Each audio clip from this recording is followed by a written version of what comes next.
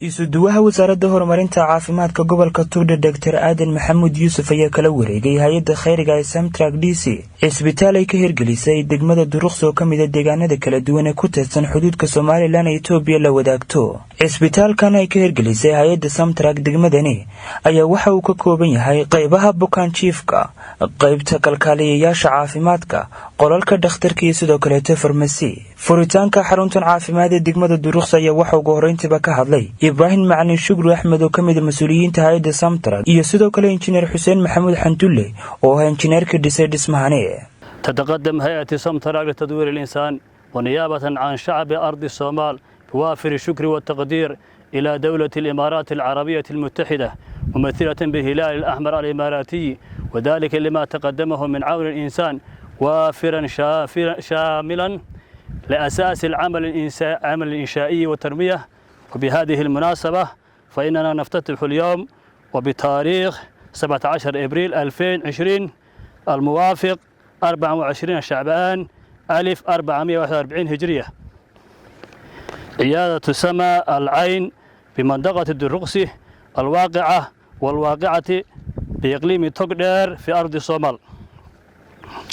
حيث أنه سيستفيد من خدمات هذه العيادة ما يقارب من 17,000 أسرة إن شاء الله. ونتمنى لكل الشعب الإماراتي وشيوخه الكرام السعادة والهنا، وحفظكم المولى عز وجل من كل شر وبلاء. بسم الله. السلام عليكم دمان dadka meesha isugu yimid khiyaarta waa mashruuc caafimaad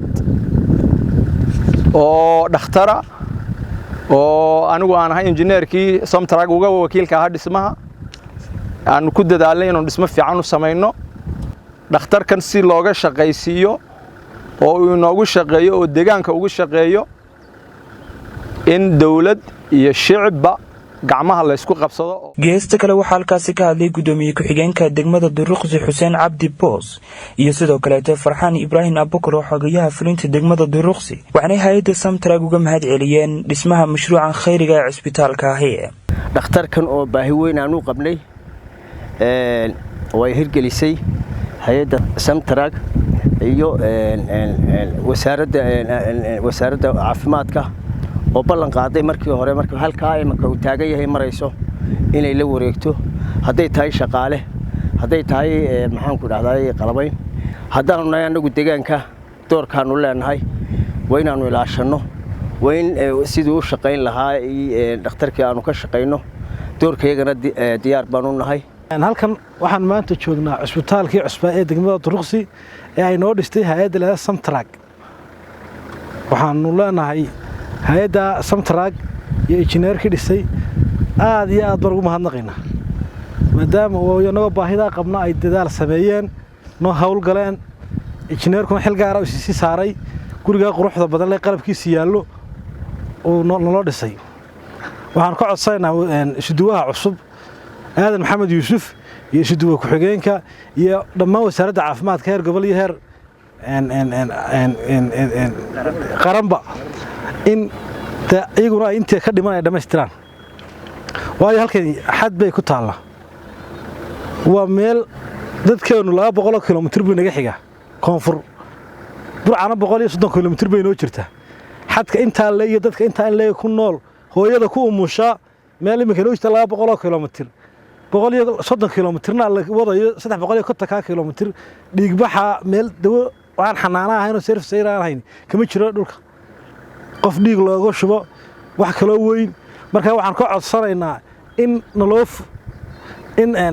isbitaalka laga shaqaysiyo. ugu dambeyntii Dr. Aadan Maxamuud Yuusuf isuduwaha wasaaradda caafimaadka gobolka Togdheer oo halkaas ka hadlay ayaa waxa uu tilmaamay muhiimadda ay xaruntan caafimaad u leedahay dadka kala duwan ee deegaanadani isagoona sidoo kale hay'adda Samtrack uga mahad celiyay dhismaha xaruntan caafimaadka waxaana isuduwuhu ballan qaaday inay ka hawlgalayaan ka shaqaysiinta xaruntani. waxaanu la wareegnay isbitaalkan maanta nala ku wareejiyay oo aanu kala wareegnay injineeradii dhisay iyo مسؤولينتي دقمدة دروقسي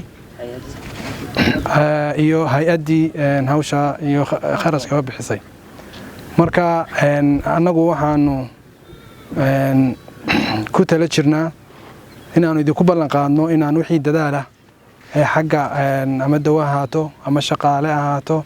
ama wixii aad u baahataan inaanu idinka howlgalno wixii imika ka dambeeya idinkuna haddaad tihiin ganacsatada degmada Duruqsi iyo dee shacabka joogaba inaad idinku laftoodu aad nagala howlgashaan oo wixii aad idinku dhinaciina aad ka qaban kartaan aad nagala qabataan marka si aynu waxaynuba aynu gacan kaliya wada noqono inaynu iskaashanaa oo wixii aynu qaban karno degmadan aynu qabanaa isku soo wada xooriyo xaruntan caafimaad ee hay'adda khayriga Samtrag DC ka hirgelisay degmada Duruqsi ee gobolka Togdheer ayaa wax weyn ka taraysa daboolitaanka baahiyaha caafimaad ee dadka deegaanadaasi. Khalid Bakayle wararka fogaan aragga xorta Star TV Bro.